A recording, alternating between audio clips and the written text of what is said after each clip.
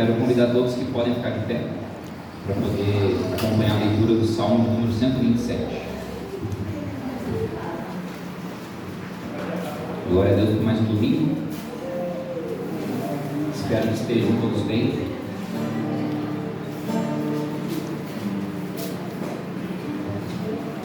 O Salmo de número 127 diz o seguinte: Se o Senhor não edificar a casa, em vão trabalham os que edificam. Se o Senhor não guardar a cidade, em vão vigia a sentinela. Inútil vos será levantar de madrugada, repousar tarde, comer o pão e penosamente granjeaços. Aos seus amados ele dá enquanto dorme. A herança do Senhor são os filhos, o fruto do ventre, seu galardão. Como flechas na mão do guerreiro, assim os filhos da mocidade. Feliz o homem que enche deles a sua aljava. Não será envergonhado quando pleitear com os inimigos à porta. Bom, esse salmo a gente vê nitidamente que é dividido em duas partes, né? Na primeira, onde Salomão fala sobre edificar a casa e guardar a cidade, e a segunda parte sobre os filhos. Na primeira parte, por ser Salomão o autor do salmo, é comum que a gente faça o link, né? Em questão da nação de Israel e o templo que ele construiu. Porém, há alguns princípios bíblicos que a gente pode aprender com esse salmo. Como, por exemplo, que nenhum talento, carisma ou esforço valem a pena se não estiverem sobre a bênção de Deus. Que o arrogante confia apenas ou principalmente em si, enquanto o sábio luta e trabalha sobre a graça e as orientações do Espírito do Senhor. O humilde sabe que existe um Deus, e que esse Deus não é Ele mesmo. Em outras palavras, todas as nossas conquistas não são resultados da nossa luta insana diária, mas resultado direto da graça e misericórdia de Deus. Amém? Na segunda parte, que é referente aos filhos, ele se refere aos filhos como nossa herança e socorro, pois uma família numerosa é sempre uma chance de colaboração e bons testemunhos nas disputas da vida, principalmente numa época e cultura que vemos no contexto original do Salmo. Hoje esses princípios continuam até hoje, né? Principalmente no que diz respeito à nossa esperança e salvação, que vem única e exclusivamente através do Filho unigênito de Deus, e não por algum mérito humano, pois é somente pela fé, e fé esta que não vem de nós, mas é dom de Deus. É somente através dos méritos de Cristo que temos o socorro de Deus e uma herança a deixar aos nossos filhos, a esperança da salvação. Amém? Vamos orar. Pai, muito obrigado, Senhor, por mais um domingo. Mais uma vez, muito obrigado pela oportunidade de estar aqui como igreja. Muito obrigado por permitir que a gente acordasse nesse dia lindo de sol, calor. Obrigado, Pai, por estar a igreja reunida e continuar conosco, nos abençoando. Nos faz entender a Tua Palavra, que a Tua Palavra possa entrar em nossos corações e nos tornar um pouquinho mais parecido contigo. Em nome de Jesus. Amém.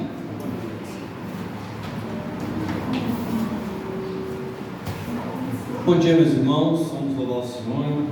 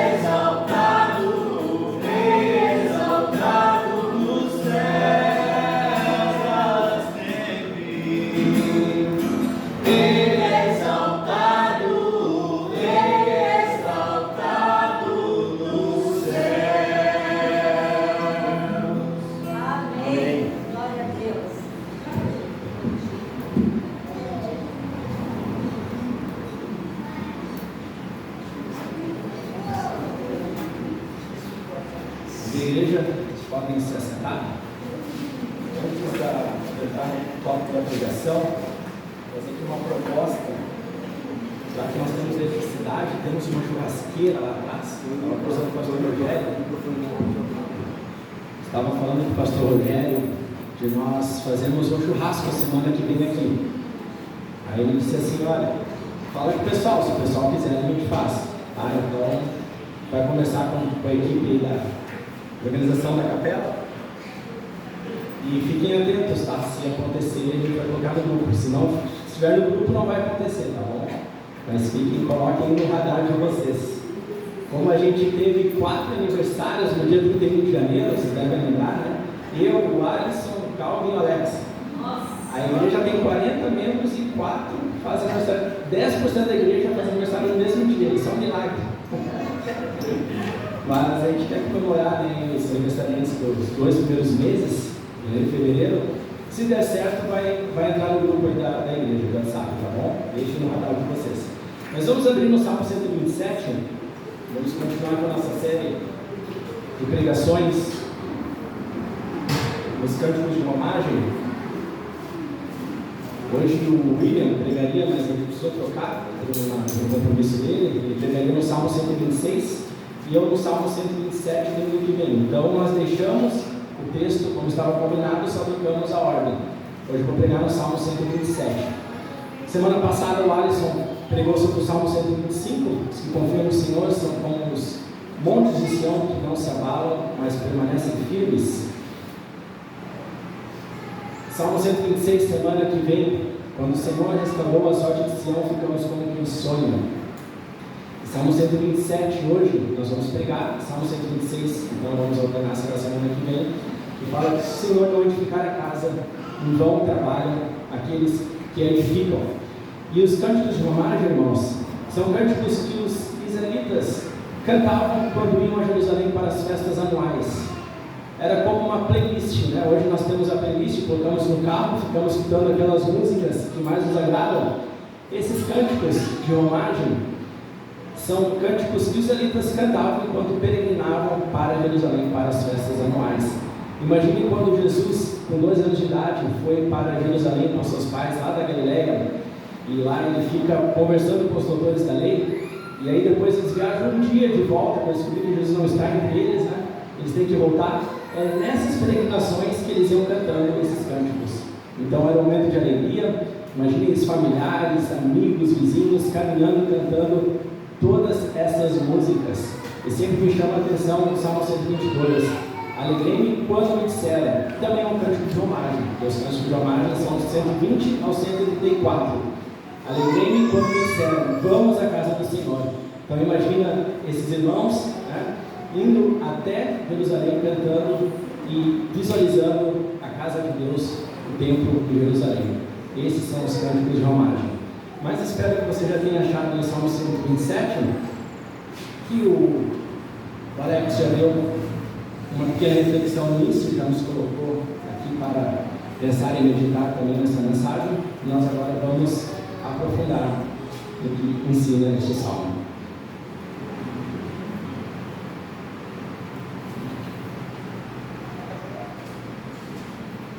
Salmo 127. Diz assim: se o Senhor não edificar a casa, em vão trabalham os que edificam. Se o Senhor não guardar a cidade, em vão vigia a sentinela. Inútil será levantar de madrugada, repousar tarde, comer o pão que penosamente grandeastes. Aos seus amados ele dá enquanto dormem. Herança do Senhor são os filhos, o fruto do ventre seu galardão, como flechas na mão do guerreiro. Assim os filhos da mocidade. Feliz o filho que enche deles a sua aljava. Não será envergonhado quando pleitear com os inimigos à porta. Lá no final do versículo 2: aos seus amados ele dá enquanto dorme. Vamos orar, irmãos. Senhor Deus, obrigado, Pai, pela tua palavra. Obrigado porque ela é viva, ela é eficaz, ela é mais importante que espada de dois gumes, ela é capaz de discernir os nossos pensamentos e nossas intenções. Ela é pura, mais pura que toda refinada e mais doce que o mel. Obrigado, Senhor, porque nós temos acesso à tua palavra, temos liberdade para pregá-la. Nós oramos, Senhor, que fales conosco nesta manhã, prepara os nossos corações, prepara as nossas mentes, abre os nossos ouvidos, traz salvação, conversão, arrependimento de pecado, edifica a tua igreja e glorifica o teu nome. É em nome de Jesus que nós oramos. Amém. Irmãos, quantas histórias nós já ouvimos ou testemunhamos de pessoas que perderam tudo que construíram durante a sua vida? Muitas vezes pessoas com boa reputação, muitas vezes pessoas conhecidas por sua prosperidade, muitas vezes pessoas que se esforçaram para ter tudo aquilo que podiam e construir impérios. Mas de uma hora para outra, seja por um golpe de azar, seja por uma sorte, seja por má administração, seja por erro de outros, seja por problemas do mercado, da economia que não está no seu controle, vem a perder tudo. Ou pessoas que constroem uma vida inteira em cima de sua reputação e de um dia para o outro se descobre que essa pessoa nunca foi aquilo que ela aparentava ser.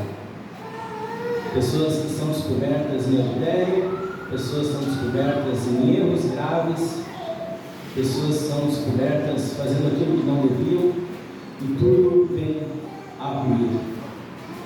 Ou podemos pensar também sobre cidades. Vocês já pensaram reinos e impérios do mundo que já foram grandes lugares respeitados e que hoje já não existem? Pense, por exemplo, no Egito Antigo, pense, por exemplo, no Império Persa, pense, por exemplo, no Império Romano, os otomanos, que foram grandes impérios que conquistaram o mundo todo, eram respeitadíssimos e hoje já não existem.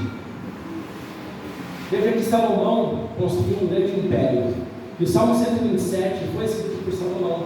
Aqui diz cântico de romagem de Salomão. Ele também construiu e administrou uma grande cidade, um grande reino. Ele foi inclusive aquele que construiu um templo que substituiu o tabernáculo. E ele nos faz aqui refletir sobre a futilidade e a inutilidade do esforço humano. O Salmo 127 é um lembrete. O esforço humano pode até construir algo ou guardar algo, mas poderá cair no vazio da vaidade. Em outras palavras, o sucesso sem Deus é como um cão perseguindo o próprio rabo. Quando o cão alcança e morde, apenas descobre para sentir a dor que inflige a si mesmo. E o peso dessa passagem é sobre isso, a futilidade do esforço humano. E nós poderíamos resumir essa mensagem numa frase, que o Senhor é quem edifica, o Senhor é quem guarda, o Senhor é quem dá, o Senhor é quem satisfaz, enquanto descansamos nele. E assim nós veremos 3 pontos hoje. O nosso esforço longe de Deus, o nosso esforço longe de Deus é frustrante. Segundo, que a realização só pode ser encontrada no descanso em Deus. E terceiro, que a família é herdada de Deus. E por fim, vamos aplicar o Evangelho a essas verdades ensinadas. Pois bem, o primeiro ponto: o nosso esforço longe de Deus é frustrante. Diz lá nos 2 primeiros versículos: se o Senhor não edificar a casa, em vão trabalham os que edificam. Se o Senhor não guardar a cidade, em vão vigia a sentinela. Inútil vos será levantar de madrugada, repousar tarde, comer o pão penosamente de graças, aos seus amados ele dá, enquanto dormem. A casa e a cidade é a nossa primeira meditação que somos da casa. É interessante que tanto a casa como a cidade podem ser sinônimos de lar. A casa é onde temos um abrigo para passar a noite, onde nos alimentamos. E a cidade é onde a vida acontece. Tanto na construção quanto na proteção, nós vemos que o Senhor tem de participar. Salomão está nos convidando a descansar no Senhor todo o nosso trabalho e toda a nossa vigilância, pois é só Ele que pode garantir o bom desfecho, seja na edificação ou na proteção da cidade. E a cidade também é nosso lar. Quando nós chegamos de volta à nossa cidade, nós não esperamos chegar em casa para dizer de volta ao lar. Nós, se você está chegando de ônibus, de carro, de avião, você já começa a tirar foto e postar, agora na era da rede social, de volta ao lar, você está em casa. E o pão e o labor, que ele fala: se o Senhor não der o pão, ou será inútil levantar de madrugada e comer o pão que penosamente ganhaste. O salmista também nos lembra que quando o Senhor não é parte do nosso labor diário, pouco proveito haverá em acordar cedo e trabalhar até tarde. Nós vemos que o pão pode ser um justo ganho, e que o trabalhador é digno do seu salário. Mas o ponto aqui não é a justiça do salário, mas sim a satisfação da alma. Quando se enxerga a recompensa somente pelo esforço humano, é vazio. É por isso que a oração do Senhor, que nos ensina o pão nosso de cada dia nos dai hoje, deve ser orado e deve ser dito todos os dias, porque é uma oração que deve nos acompanhar durante o trabalho, reconhecendo que Deus é quem nos dá o alimento perante o nosso trabalho, mas é Ele que garante que esse pão não será o vazio da alma. Sem o senso de dependência e gratidão de Deus, o pão pode até alimentar o estômago, mas irá esvaziar a alma. Este salmo, porém, não é um desestímulo ao trabalho e à vigilância. Claro que não. O ensinamento do Salmo 127 não é sobre preguiça ou a falta de diligência, mas é um alerta sobre a futilidade de depositar a confiança em nossos próprios esforços. Salomão tem 3 livros da Bíblia, você sabe. Em Provérbios, em Eclesiastes e tem o Cântico dos Cânticos. Em Provérbios, todos os livros são sabedoria. E em Provérbios ele vai dizer, ele vai mostrar que quando você age de uma maneira, é assim que vai acontecer. Mas em Eclesiastes ele começa a colocar alguns desdobramentos desse mundo decaído. Tanto que ele diz vaidade de vaidades. Tudo é vaidade. Que proveito tem um homem de todo o seu trabalho com que se afadiga debaixo do sol? Spurgeon, comentando esse texto, ainda nos diz que o salmista proíbe que depositemos nossa confiança no que fazemos, assegurando que todos os esforços humanos serão em vão, a menos que o Criador manifeste o seu poder. Preste atenção nisso que Spurgeon está falando. Todo o nosso esforço será em vão, a menos que nós depositemos em Cristo a nossa confiança e Deus manifeste o seu poder. Então, irmãos, o trabalho humano, sem a bênção de Deus, sem a confiança em Deus, será nada além de frustração. E aqui a gente pode já para o segundo ponto, que a realização só pode ser encontrada no descanso em Deus. Aos seus amados Ele o dá enquanto dorme. Amém. Graças a Deus. Aos seus amados Ele dá enquanto dorme. E esse salmo aqui é um típico exemplo de um quiasmo. O que é um quiasmo? Não é uma fruta nem um vegetal. Quiasmo é um tipo de poesia hebraica em que a mensagem central está no meio da poesia. Na nossa poesia ocidental, geralmente nós colocamos o ápice ou a conclusão no final do texto ou da poesia. Mas existe essa dinâmica de poesia hebraica em que na metade do salmo você encontra a mensagem central. E esta é a mensagem central deste salmo, que aos seus amados Ele o dá enquanto dorme. E você pode ver que tanto a edificação da casa, a vigília da cidade, o pão que nós granjeamos a cada dia, os filhos que o Senhor nos dá como herança, tudo o Senhor nos dá enquanto descansamos. Se você ler o texto, começando como nós lemos do verso 1 ao 5, nós veremos que a mensagem central é essa parte do verso 2. E se você ler ao contrário, do 5 ao 1, você vai ver também que o ápice dessa mensagem é essa segunda parte do verso 2. E esse salmo é um lembrete que Deus deve ser o nosso porto seguro, não o nosso trabalho. Essa promessa é confrontadora para todos que fazem os esforços pessoais do seu porto seguro. É um desafio para aqueles que querem confiar no seu próprio braço. Todavia, os que confiam sustento em Deus sabem a medida certa do trabalho para não se frustrarem com a sua própria exaustão, pois entendem que o Senhor trabalha por eles enquanto repousam. O sono é o lembrete que podemos descansar em Deus, pois Ele nos dá o bom êxito.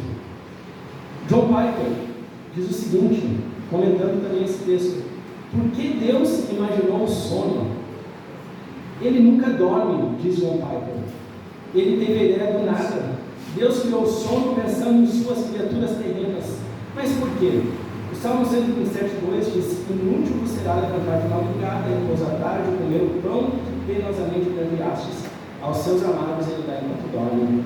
De acordo com esse texto, diz Piper, o sono é um dom de amor. É um dom que é frequentemente desprezado pela labuta ansiosa. Um sono tranquilo é o oposto da ansiedade. Deus não quer que seus filhos sejam ansiosos, mas que confiem nele. Portanto, concluo que Deus criou o sono como um lembrete contínuo de que não deveríamos ficar ansiosos, mas descansar nele. E Deus nos dá esse exemplo na criação, porque no sétimo dia Deus descansou. Mas como Deus descansou se Ele não cansa? Será que Deus estava cansado de criar, ou cansado da criação? Claro que não. Deus é um Deus de energia infinita.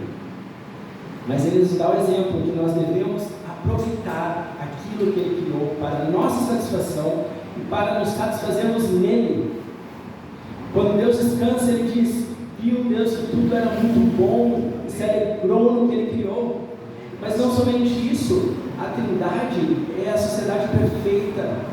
Ele não somente se alegrou na criação que Ele nos deu, mas Ele descansou em si mesmo e regozijou-se na Trindade, um louvando ao outro pela sua glória. O Deus Pai, o Deus Filho e o Deus Espírito Santo, nos mostrando que o descanso é uma dádiva de Deus. E o mesmo Deus que trabalha e até hoje trabalha, como Jesus falou, também é o Deus que descansa e até hoje descansa. E nos ensina a descansar. E em cada área das nossas vidas, irmãos, nós devemos aprender a descansar, a dormir. O descanso do sábado, o quarto mandamento, lembra-te do dia do sábado, para nos santificar. 6 dias trabalharás e farás toda a tua obra, mas o 7º dia é o sábado do Senhor teu Deus. Irmãos, se descansar fosse fácil, não seria um mandamento. A nossa tendência é não querer descansar. A nossa tendência é querer trabalhar, até mesmo quando Deus manda descansar. No sábado, Deus nos dá enquanto nós deixamos de produzir. Talvez hoje seja mais fácil para nós que temos muitos assalariados, que tem uma CLT, uma lei trabalhista, que te dá o direito, inclusive, muito se fala agora da escala 6x1, 5x3, 5x2, etc e tal. Gente, isso é irrelevante em termos de legislação, se ela ao menos deixar esse princípio, que é um princípio judaico cristão. Você vai para países comunistas, países ateus, você não tem direito ao descanso, você trabalha 7 dias por semana. Mas essa é uma dádiva que Deus deu ao Ocidente através da nossa fé cristã. Quer dizer, você tem direito a um descanso, porque esse é um direito natural. O Estado nada mais faz do que reconhecer que o ser humano precisa descansar. Eu vejo muitas pessoas que ficam preocupadas em trabalhar no domingo porque precisam de dinheiro. Olha, irmãos, isso é uma falta de confiança em Deus, e nisso está o pecado. O pecado não está em si no trabalho que você vai fazer no domingo, o dia do Senhor, o primeiro dia da semana, né? Que o sábado seria o 7º, mas sábado significa descanso. E para os cristãos é o dia que o Senhor ressuscitou, que é o nosso dia do descanso, o domingo. Se você não separa o domingo para descansar, e aqui quando eu falo descanso, não é simplesmente ficar olhando para a parede, olhando para as nuvens, pode ser, também é bom, faça isso, né? Lagarteando quando está friozinho, ou pegando uma sombrinha quando está calor, ótimo, mas não é isso, é descansar a alma, também é descansar em Deus, vir à igreja como estamos fazendo no domingo de manhã, continuar meditando na palavra do Senhor durante o dia. Se você vai a alguma recreação, não deixe que isso distraia você do descanso espiritual. Aos seus amados ele dá enquanto dorme, e quando você descansa no domingo, você está dormindo no Senhor. A confissão de fé, ou melhor, o Catecismo Maior de Westminster, ele faz uma pergunta, 118, por que é um mandamento de guardar o sábado, dia do Senhor, ou domingo, mais especialmente dirigido aos chefes de família e a outros superiores? Olha que interessante essa pergunta. Por que aqueles que têm o papel de liderança, seja no lar, ou seja numa empresa, no labor, por que esse mandamento é dirigido especialmente àqueles que têm liderança como sua função? E responde: o mandamento de guardar o domingo, que é o dia do Senhor, é o mais especialmente dirigido aos chefes de família e a outros superiores, porque estes são obrigados não somente a guardá-lo por si mesmos, mas também fazer que seja ele observado por todos os que estão sob o seu cuidado, e porque são às vezes propensos a embaraçá-los por meio dos seus próprios trabalhos. Então, se você é pai de família, se você é dono de uma empresa, você tem uma responsabilidade ainda maior sobre aqueles que estão sob sua direção, que é não somente guardar, mas ensinar aos outros a guardar o dia do Senhor e a descansar. Eu tenho visto que aqueles que descansam no domingo não têm falta de nada. Eu nunca vi um crente fiel no domingo dizer: aquele dia que eu deixei de trabalhar, vocês faltam na mudança. Até mesmo empresários ou microempreendedores. Nunca vi. Nunca vi. Então, meu irmão, confie que Deus dá quando você descansa. O segundo ponto que nós podemos pensar sobre a área da vida de descanso é das nossas finanças. Pense só, meu irmão. Quando nós damos os nossos dízimos e nossas ofertas, nós estamos descansando no valor que Deus nos deu, confiando que não vai fazer falta. Segundo Coríntios, a segunda epístola aos Coríntios, capítulo 9, 7, diz que cada um dê conforme determinou em seu coração, não com pesar ou por obrigação, pois Deus ama a quem dá com alegria. É claro que no Novo Testamento você não vai ter uma regra, como no Antigo Testamento, de dar os 10%. Mas, recentemente, um texto meu publicado na Teomídia fala por que eu dou dízimo, mesmo que não seja uma regra neotestamentária. E eu vou falar aqui 6 motivos. O primeiro, porque o dízimo é um ato de confiança. Quando você entrega 10% do que você ganha no mínimo, você está confiando que Deus vai prover todas as suas necessidades e que não vai faltar. E eu digo mais uma vez, irmão, e eu digo para você, se você não separa nem ao menos 10%, você não confia em Deus. Você acha que vai faltar. E quanto eu vi, eu não pude dar esse dízimo esse mês, ou não pude dar uma oferta, uma contribuição, porque estava apertado esse mês. Vai continuar apertado, porque você não confia. E tenho visto testemunho, não na minha vida apenas, mas de muitos, que dizem: sempre que eu dizimei, nunca me faltou. Deus deu a previdência. Deus deu a provisão. Confie. Segundo motivo é que, assim como Deus ordenou um dia de descanso, o dízimo, ou a contribuição, a oferta, simboliza um descanso financeiro, onde confiamos na provisão divina, mesmo entregando parte do que produzimos. O terceiro motivo é o aprendizado da administração, porque quando você separa um valor certo todo mês para contribuir com a sua igreja local ou com outras missões, você vai prestar mais atenção nas suas finanças. Você vai saber, ainda mais se você é empresário, que o dinheiro entra e sai, vai e volta, você vai administrar melhor para saber quanto você ganha para dar no mínimo orçamento todo mês. O quarto motivo é que a entrega do dízimo proporciona previsibilidade à igreja. Previsibilidade. Como é difícil, irmãos, quando uma liderança, um pastor da igreja tem que administrar, tem que planejar sem saber o que vai ser no mês que vem. Porque no mês tal, o fulano que ganha tal dinheiro dá tanto, no outro mês dá menos, no outro mês dá ainda menos. E a liderança da igreja nunca sabe o que pode contar. Mas se todos nós fôssemos dizimistas, a igreja seria bem melhor e mais facilmente administrada. O quinto motivo é que se refere a um princípio anterior à lei. Os patriarcas Abraão e Jacó praticaram o dízimo como disciplina espiritual. Abraão deu Melquisedeque e Jacó separou 10% quando teve quando resgatou, na verdade, Jacó fez um voto, de entregar o dízimo quando ele deu para o meio de Betel, após a visão da escada que ia até os céus. Então você não precisa de uma lei para praticar essa disciplina espiritual. Você precisa de fé e confiança. O sexto motivo é que quando nós temos no nosso coração de dar uma porcentagem certa do que ganhamos, demonstra o estado da nossa alma, do nosso coração. Irmãos, como eu falei, o dízimo não é uma lei neotestamentária, não está no Novo Testamento. Mas olha, deixa eu te falar com muito amor, uma coisa pesada, mas com muito amor. Se você não entrega nem 10% para Deus do que você ganha, tu é muito mesquinho, tu é avarento,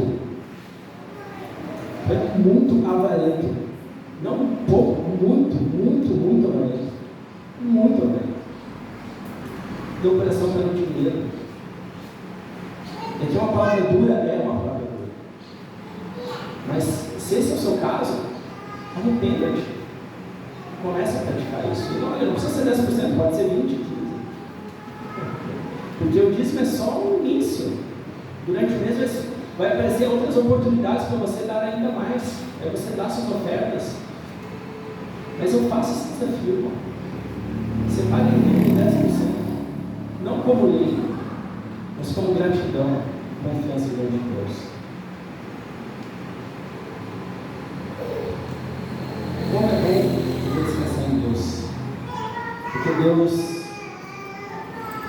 nos dá o sono e até na vida financeira também nos faz descansar. Eu quero destacar um terceiro ponto aqui sobre a área da vida que nós podemos descansar, que é o descanso da alma. que é o contrário da ansiedade. Qual de vós, como por Jesus, para os seus que estejam, pode acrescentar um côvado ao curso de sua vida? Buscai, pois, em primeiro lugar o seu reino e a sua justiça, e todas essas coisas serão acrescentadas. A ansiedade, irmãos, não acrescenta nada às nossas vidas, absolutamente nada.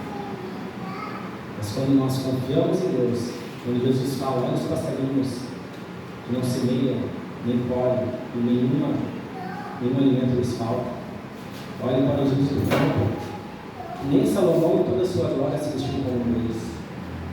Deus nos dá tudo o que precisamos quando nós buscamos em primeiro lugar a sua justiça, quando nós descansamos no Senhor. No Senhor. Salmo 42:11. Por que está abatida a minha alma? Por que te perturbas dentro de mim? Espere em Deus, pois ainda louvarei a Ele, meu auxílio e Deus meu. Descansem no Senhor. Deus é tão bom, tudo que Ele nos pede, Ele nos dá. Como o Agostinho falava. Ele é tão bom que Ele nos pede para descansar, para dormir, mas Ele nos dá o sono. Em paz eu deito e logo pego no sono, porque só Tu, Senhor, me faz repousar seguro. Ele nos pede para dormir e nos dá o sono. Nossa, Deus é maravilhoso. E aqui, irmãos, o último tópico dessa mensagem é que a família é herança de Deus. Herança do Senhor são os filhos, que vem recebendo. Ora, herança é algo pelo qual nós não trabalhamos. Aliás, se você já recebeu herança, nós recebemos seus pais, dos pais, você sabe que você não fez nada por essa herança. Aliás, você dormia, porque quando você era bebê e criança, adolescente, você estava dormindo e seu pai trabalhando para constar o que depois ia ser seu. Por isso que eu digo que o ponto central desse salmo é: aos seus amados ele dá enquanto dorme. Pois até a família é dada de Deus. Até a família é o presente de Deus pelo qual nós não podemos fazer absolutamente nada. Mais uma vez, uma lembrança de que nossos esforços sem Deus pouco ou nada pode fazer para garantir o que nos importa. Sem Deus, pouco podemos fazer. Calvino, falando desse texto, diz que o significado desse texto é que os filhos não são fruto do acaso, mas que Deus, conforme lhe agrada, distribui a cada homem a sua porção. Além disso, como o profeta repete a mesma ideia duas vezes, herança e galardão, recompensa, devem ser entendidos como equivalentes, pois ambos os termos, herança e galardão, são colocados em oposição ao acaso ou à força dos homens. Muito se diz, quanto mais forte o homem for, tanto mais ele parecerá apto para a procriação. Salomão, porém, declara o contrário. Tornam-se pais aqueles a quem Deus concede essa honra. A paternidade, a maternidade é uma herança de Deus. Não é a fertilidade do ventre ou a virilidade do homem que ultimamente vai definir a sua herança familiar, mas é a graça de Deus sobre a tua vida. Enquanto você descansa em Deus. A flecha é direcionada. Como flechas nas mãos do guerreiro, assim os filhos da mocidade. As flechas são lançadas com direção para alcançar o propósito de quem lançou, o alvo. Você pode direcionar a flecha, mas você não pode controlar depois o seu rumo. Escutem aqui, pais e mães da capela missionária. A melhor direção que você pode dar aos seus filhos é o Evangelho. Não é uma faculdade. Inclusive, hoje quem tem faculdade está ganhando menos do que quem não tem. Né? Não é um desestímulo, né? Se você quer que seu filho faça faculdade. Amém, muito bom. Mas isso não é garantia mais de um bom futuro. O futuro do seu filho está no Evangelho. Porque é o único que vai garantir a eternidade com Deus. Uma aljava cheia dessas flechas honrará o homem quando se encontrar em posição de julgamento perante seus adversários. É isso que fala tá? Que não será envergonhado quando pleitear com os inimigos à porta. Por que ele fala isso? Porque nos tempos antigos, era na porta da cidade que eram feitos os julgamentos. Não havia uma corte, não havia um tribunal. Era ali na porta da cidade, onde as decisões eram tomadas para as lides judiciais. É bom lembrar que os filhos eram uma previdência privada nos tempos antigos. Se hoje nós colocamos nosso dinheiro ali na previdência do Banco do Brasil, do Bradesco, ou pagamos INSS, antes as pessoas tinham filhos primeiro para ajudar a trabalhar na lavoura, depois porque quando envelheciam, os filhos continuavam trabalhando e cuidavam deles. E veja, muitos casais hoje têm mostrado medo de ter mais filhos. Isso é uma decisão de cada casal. Quantos filhos quer ter? 1, 2, 3, 7. Eu conheço um amigo que quer ter 9 filhos. Parece que ele está dando 7, mas isso é uma decisão de cada casal. O que eu quero chamar a atenção aqui, irmãos, é que não pode ser um medo de ter filho que deve guiar a sua decisão, meu irmão e minha irmã.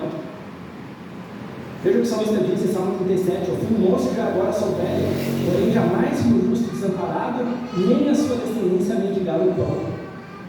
Irmão, se Deus te der 2 filhos, 7 filhos ou 11 filhos, se você está em Cristo, Ele vai sustentar todos os teus filhos. Como eu disse, você pode, hoje nós temos, anticoncepcional, que não existia, casar e começar a ter filho, a louca, né? Hoje dá para se planejar, mas não seja o medo que guia essa decisão, irmãos. Que bênção são os filhos, herança do Senhor. Spurgeon, é um texto um pouquinho mais longo que eu vou ler, mas presta atenção no que Spurgeon fala sobre isso. Feliz é o homem que enche a sua aljava por filhos. Aljava é onde se forjava flecha, né? Então, o guerreiro pegava a flecha daqui para atirar. Então, uma aljava cheia de flechas. Né? Aqueles que não têm filhos lamentam esse fato. Aqueles que têm poucos filhos logo os veem partir e a casa fica em silêncio. É o síndrome do menino vazio, né? Isso que eu não estou falando aqui, mesmo que não use essas palavras. E a sua vida perde em encanto. Aqueles que têm muitos filhos piedosos são, no geral, os mais felizes. É claro que um grande número de filhos também significa um grande número de provações, mas quando estas são enfrentadas com fé no Senhor, isso também significa um imenso amor e uma multidão de alegrias. O autor deste comentário dá como sua própria observação que tem visto a infelicidade, o autor é ele mesmo falando, né? Ele tem visto e observado a infelicidade acontecer com mais frequência em casamentos que não geraram filhos. Que ele próprio tem sido imensamente grato por ele teve dois dos melhores filhos, mas à medida que ambos cresceram, e ele não tem mais filhos, quer dizer, ele não tem mais filhos em casa, né? Seus filhos cresceram, sem qualquer murmuração ou desejo que fosse diferente, sentiu que poderia ter sido uma bênção ter uma família mais numerosa. Ele, portanto, concorda plenamente com o veredito do salmista aqui expresso, né? Ele, Spurgeon. Conheci uma família com cerca de 12 filhas e 3 filhos, e não espera testemunhar na terra uma felicidade doméstica maior do que coube aos pais deles, que se alegravam em todos os seus filhos, assim como os filhos também se alegravam em seus pais e uns dos outros. Que coisa interessante isso que o Spurgeon fala, né? Por uma geração de casais que tem medo de ter filhos, porque talvez não tenham dinheiro para sustentar, mas gastam todo o dinheiro para viajar em entretenimento. Que desafio grande, que desafio de fé para aqueles que são casados e eles estão planejando a família. Claro, irmãos, que aqui a gente não está falando de caso de infertilidade, tem casais que tentam e não conseguem. Não tenha esta carga sobre você, porque Deus ama a você e sua esposa do mesmo jeito, se esse é o caso. Mesmo que você não tenha casado ou não tenha tido filhos, o amor de Deus está sobre ti. Mas eu estou falando daqueles que podem e têm medo de ter mais filhos, e é isso que o Spurgeon está falando. E se você também passa na situação de não poder ter filhos, contigo biológico, procure a adoção. Nós somos filhos adotivos de Deus por adoção. Éramos filhos da igreja, somos tão legítimos quanto Cristo, nosso irmão mais velho. E se você tem filhos e quer adotar, também adote. É uma boa atitude. Eu gosto de pensar muito na minha família materna, né? O meu avô materno, estive lá ontem com ele. Ele teve 11 filhos. Apenas uma falecida, quando já era adulta, que também já deixou 4 netos para ele. E todos os filhos e filhas estão no Senhor. E dos quase 30 netos, talvez uns 4 ou 5 que estão longe da igreja. Todos os outros saíram de Deus. E já são mais de 30 bisnetos. Ele tem 92 anos hoje. E um trineto. E ele recebe sobre a vida dele esta bênção. E como abençoa a todos. Eu sempre que eu viajo, vou a algum lugar, eu sempre tenho um parente para ficar na casa dele. É impressionante. Ano passado eu fui para a Europa e pude dormir, ficar uma semana na casa de uma prima que mora na Alemanha. Eu vou para Chicago, eu tenho um primo que mora em Chicago. Deus tem me dado essa graça de viajar a trabalho, né, e a estudos. E é impressionante, irmãos. Como onde eu vou tem um parente meu. Por quê? Porque eu vou ter um monte de filhos. Então, se quer abençoar seus filhos, tenha muitos filhos. Jordan Peterson, o psicólogo, fala que quanto mais filhos você tem, menos trabalho você vai ter, porque um filho cuida do outro. Os mais velhos ajudam a cuidar dos outros. É interessante, né? Tem um amigo meu com 4 filhos, ele diz, olha, quanto mais filhos eu tenho, parece que mais barato fica o supermercado, porque eu compro tudo de bolão, né? Compro tudo de atacado e fica mais barato. Então, Deus cuida da tua família. Se você tiver 2, 3, 4, 10 filhos, amém, Deus vai cuidar e não vai deixar a descendência igual ao povo. Minha avó tiveram 11 filhos em 14 anos. A minha mãe é mais velha, 14 anos mais velha que mais jovem. Então minha avó vivia grávida. Eu brinco com meu avô que uma vez ele chegou do trabalho, né, depois do 11º filho, aí minha avó olhou para ele, eu tenho uma notícia para te dar. Aí ele pensou, né, vendo outro filho. Ela disse, eu não estou grávida. Essa é uma notícia, né? Para ele era uma notícia. Aí ele se ajoelhou e disse, eu sempre sonhei com esse dia, muito obrigado. O dia que a esposa dele não estaria grávida, né? Tá, isso é uma brincadeira que eu faço com o meu avô, né? Que inclusive vai assistir depois dessa pregação. Mas uma das minhas tias mais velhas, ela fala que lembra quando a minha avó chegou no hospital com o caçula, meu tio mais novo, ela estava radiante de alegria depois dessa primeira filha. Não estava cansada, não estava lamentando, estava alegre. Então deixe esse testemunho ecoar na sua mente, no seu coração, aos jovens casais da igreja. Irmãos, como nós podemos aplicar todos esses ensinamentos às nossas vidas? Como nós podemos aplicar o Evangelho? Primeiro, irmãos, reconheça a dependência de Deus para o êxito, para o sucesso. A bênção do Senhor é que enriquece e não traz consigo dores. Isso é em Provérbios 10:22. A bênção do Senhor enriquece e não traz consigo dores. Se você quer ser rico por ser rico, você vai sofrer penalidade na sua vida. Busque dinheiro, seja próspero. Deus abençoa aquele que quer prosperar para a glória de Deus. Inclusive, eu li essa semana uma frase da Margaret Thatcher que eu não conhecia. Ela dizia, o bom samaritano não teria feito nada se tivesse apenas boas intenções e não tivesse dinheiro. Ele pôde ajudar aquele homem moribundo que foi assaltado porque ele tinha dinheiro para ajudar. Então, se você quer ser rico, quer ganhar dinheiro, quer ser próspero financeiramente, lute por isso. Nós abençoamos sua vida em nome de Jesus. Faça isso. Abençoe a capela missional quando ficar bem. No mínimo por 10%, não porque é gratidão. E reconheça que Deus também dá a sua herança à sua família. Como Jacó, quando apresentou seus filhos a Esaú, depois de vários anos, longe um do outro, ele disse, estes são os filhos com quem Deus agraciou o seu servo. Jacó reconhecia que os filhos dele eram herança do Senhor. Segundo ponto que continuamente está no Evangelho, descanse no descanso. Não deixe de separar o domingo para ir à igreja. Não deixe de confiar e descansar nas suas finanças e suas ofertas. Coloque suas preocupações e pedidos pessoais diante de Deus, tirando das suas costas o peso do esforço humano e da justiça própria. O descanso coloca as prioridades em mão. Quando você separa um dia para o Senhor, quando você separa uma porcentagem dos seus ganhos para o Senhor, você começa a pensar melhor no que é prioridade. O workaholic, ele vai parar de trabalhar aqui e o outro vai pensar, não, eu preciso dar tempo para a família. Aquele que só pensa em dinheiro vai pensar, não, realmente dinheiro não é tudo na vida. Tem pessoas que precisam do meu dinheiro. O Evangelho vai adiante com a ajuda que eu posso dar com o meu dinheiro.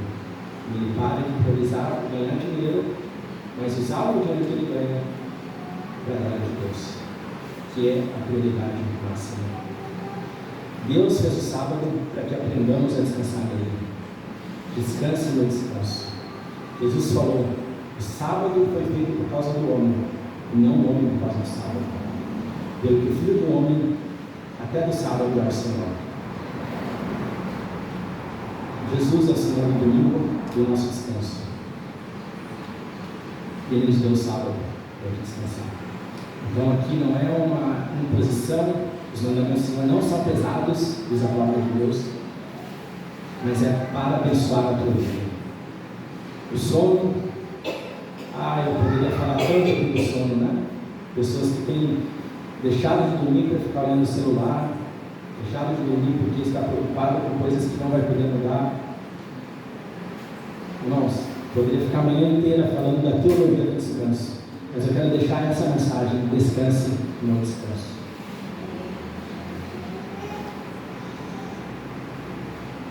Outro ponto de reflexão é que crentes podem perder tudo neste mundo, mas não podem perder a Cristo. A gente lê esse texto e fala que se eu não ficar em casa, no bom trabalho, os que ficam.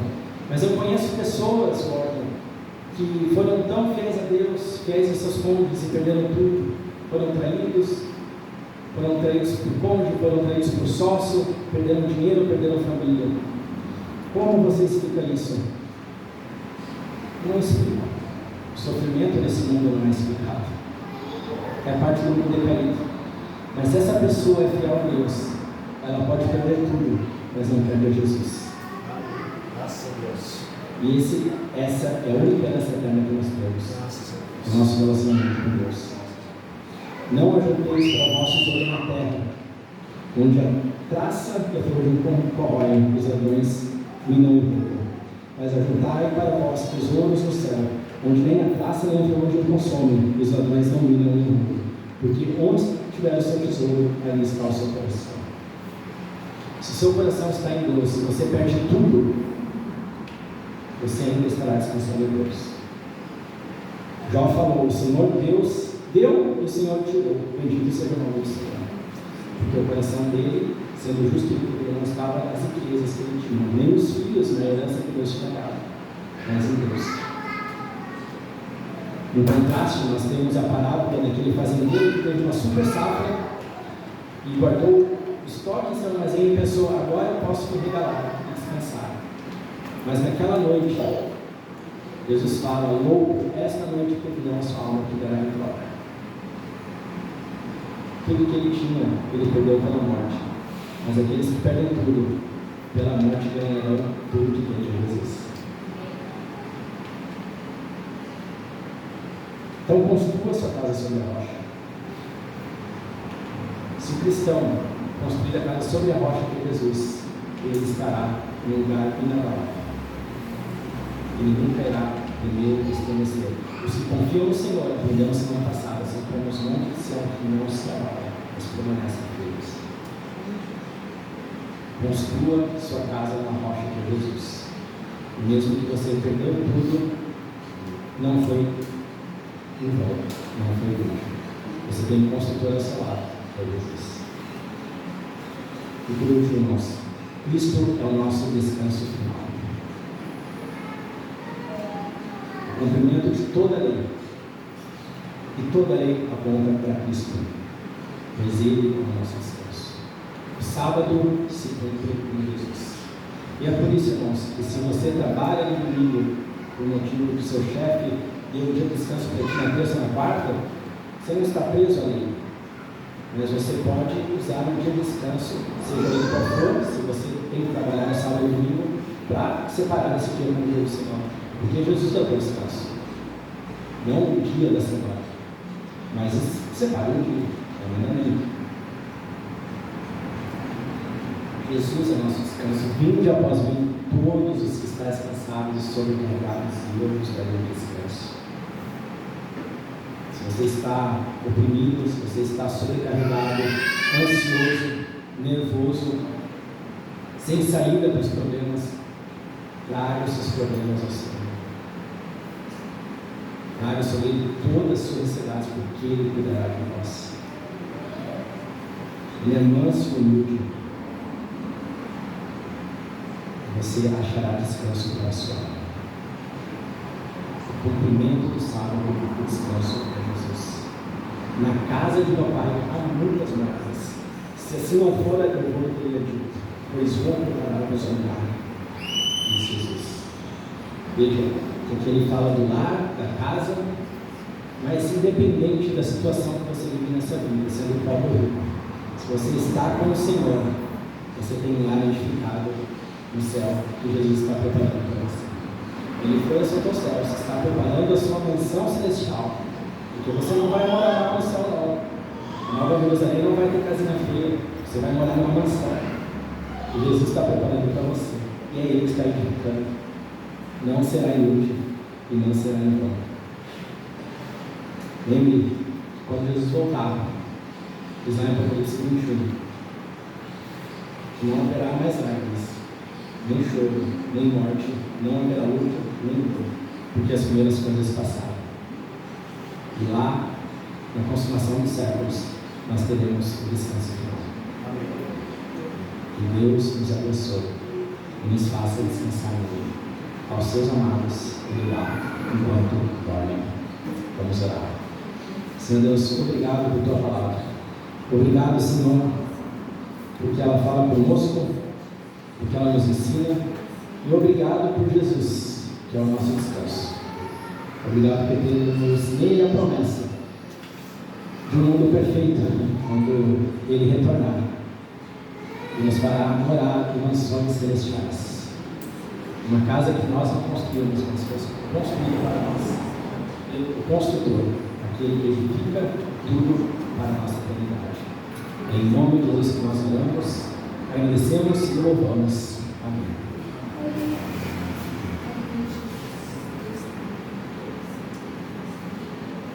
Graças a Deus, o Senhor seja louvado, o Senhor seja glorificado. Irmãos, este domingo foi o último domingo, tá? Que a gente fez o culto virado para cá. Domingo que vem é o William que vai pregar, e eu não quero pregar para o povo aqui atrás, então nós vamos fazer para lá. Tá? Nós vamos ter luz lá, iluminado lá, e nós vamos fazer o culto para lá, tá bom? Então, hoje o William não quis pregar porque é colorido aqui, entendeu? Ele trocou, tá? Então, domingo que vem ele vai, o William vai pregar e eu vou, como, né? O Jean aceitou, o Roque aceitou, eu aceitei, né? Mas ainda não, então nós vamos fazer lá, se Deus quiser. Não, estou brincando, meu bem, né? Meus irmãos, mas nós já vamos fazer lá, mesmo que a gente não tenha a parede para lá, vamos dar um jeito de isolar lá, nem que seja com pano preto, né? Já que é fundo preto lá, até a gente fazer a parede lá, não lembro o nome, drywall, parece, né? Que é o nome, vai ficar bem bonito, mas bem que vem nós vamos fazer para lá, tá bom? E também, aproveitando que o pessoal já está vendo no vídeo, irmãos, nós temos 3 compromissos financeiros, dia 3, dia 10 e dia 15. Então, você que pediu aos irmãos, faça um esforço para sempre dar sua contribuição até o dia 15. Tá? O dia 15 foi ontem, hoje é dia 16 e amanhã é dia 17. Então, quem não contribuiu ainda, até amanhã faça o favor de contribuir, tá? Porque são as nossas datas mensais de contribuição. Vamos ficar em pé, meus irmãos. Graças a Deus pela palavra, né? Nossas pregações cada domingo têm sido maravilhosas, muito edificantes. E sobre o domingo, né? O nosso sábado, aliás, não é sábado, nosso dia do Senhor é domingo. Sábado é sábado, domingo é domingo. E se alguém podia perguntar para vocês o que na Bíblia era sábado e a igreja comemora o domingo? É simples. Quem escolheu os livros da Bíblia? A igreja. É a igreja. Né? Então a igreja também escolheu, né, diferentemente do dia de Israel, que era sábado, escolheu o domingo, o dia da ressurreição do Senhor, para ser o dia do Senhor, o dia do descanso, o dia principalmente do culto, e por isso nós estamos aqui. Vamos participar da ceia, mas antes nós temos o nosso momento de confissão de pecados. Lembre, meus irmãos, que nós não devemos levar pecados, devemos descansar também, como o Marco falou, inclusive no perdão, né, dos nossos pecados. Então, tenha um momento, um minuto em silêncio, e confesse os seus pecados diante de Deus, sabendo que o Senhor Jesus Cristo na cruz levou os teus pecados. Amém.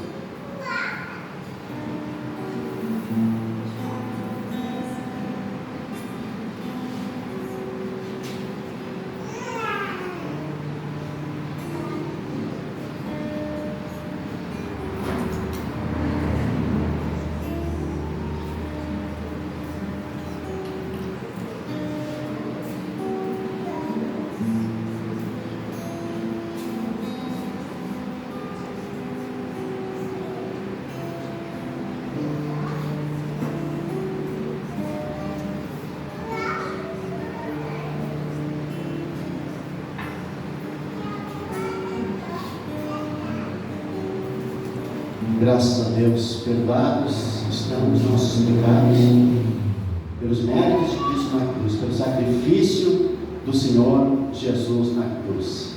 Este é o Evangelho, e é nisso que nós cremos, o perdão dos nossos pecados por meio do sacrifício do nosso Senhor Jesus Cristo na cruz. Amém.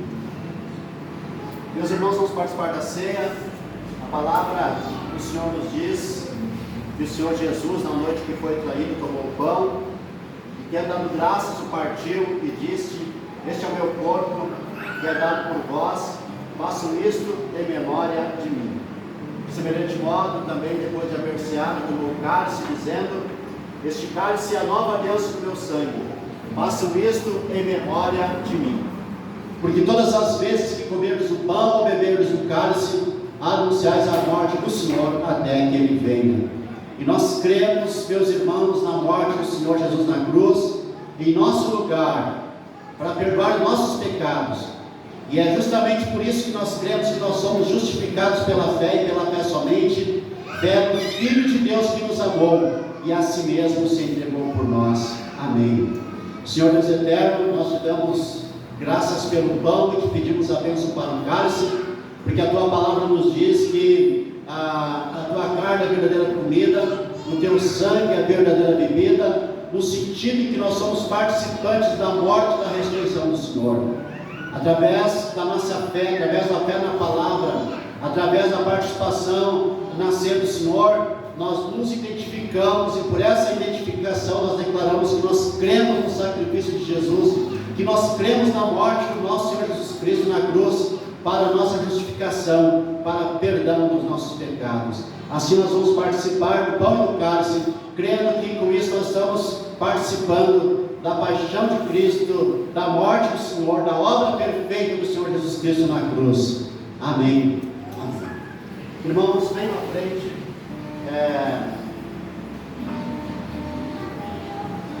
Participar da ceia. Pegue o pão, pegue o cálice, volte para o seu lugar e vamos comer e beber juntos depois. Amém.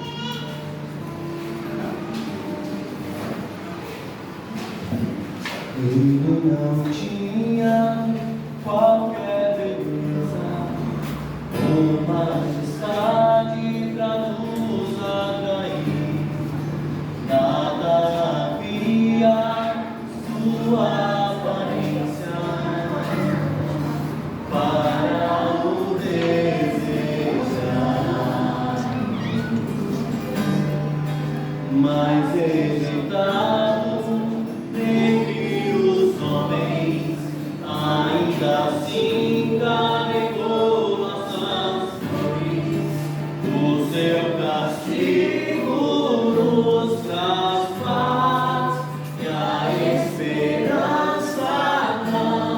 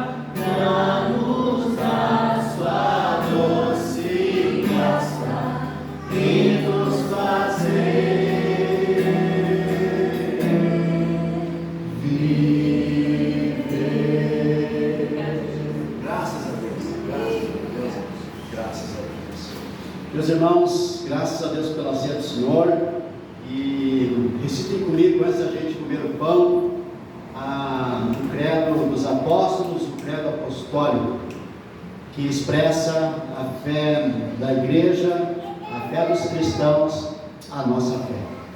Creio em Deus, Pai Todo-Poderoso, Criador do céu e da terra. Creio em Jesus Cristo, seu único Filho, nosso Senhor, o qual foi concebido por obra do Espírito Santo, nasceu da Virgem Maria, padeceu sob o poder de Pôncio Pilatos, foi crucificado, morto e sepultado, desceu ao inferno, ressurgiu dos mortos ao terceiro dia, subiu ao céu, está sentado à direita de Deus Pai Todo-Poderoso, de onde há de vir para julgar os vivos e os mortos. Creio no Espírito Santo, na Santa Igreja Católica, na comunhão dos santos, na remissão dos pecados, na ressurreição do corpo, na vida eterna. Amém. Graças a Deus. Como o pão, meus irmãos.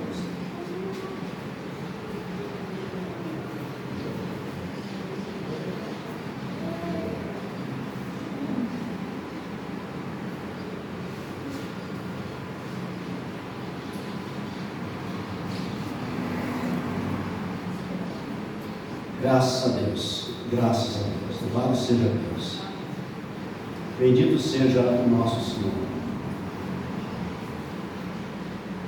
graças a Deus. Em nome do nosso Senhor Jesus Cristo, da nossa santificação, bebam o cálice, meus irmãos.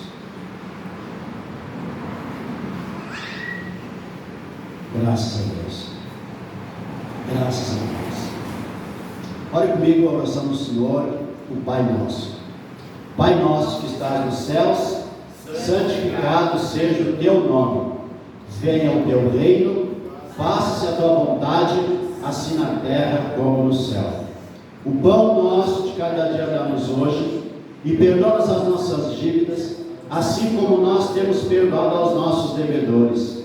E não nos deixes cair em tentação, mas livra-nos do mal, pois teu é o reino, o poder e a glória, para sempre. Amém. Senhor, muito obrigado pelo culto de hoje, obrigado pela ceia do Senhor, obrigado pelos cânticos, obrigado pela exposição da palavra, obrigado pela mesa do Senhor. Agora, Senhor, eu quero te pedir uma semana abençoada para cada um de nós, que haja saúde em cada casa, que haja mesa farta, Senhor, com provisões em cada casa. Ó Deus, que haja também as provisões para a capela, para a nossa igreja, por meio de contribuições e de prestação de serviços também. Ó Deus, em nome de Jesus, nos abençoa nessa semana, Senhor. Abençoa aqueles que não puderam vir hoje, abençoa aqueles que estão enfermos, abençoa, Senhor, a cada um. Abençoa, meu Deus, em nome do Senhor Jesus Cristo, nossas crianças, os nossos bebês, os casais, aqueles que são sós. Estende a tua mão, Senhor, estende a tua mão. Que a tua boa mão seja sobre todos. Livra-nos do mal, livra-nos do maligno. Que a tua boa mão seja sobre todos. Nós oramos, te louvamos, te bendizemos, em nome de Jesus. Ao Pai, ao Filho e ao Espírito Santo seja a glória. Amém. Amém. Deus abençoe vocês.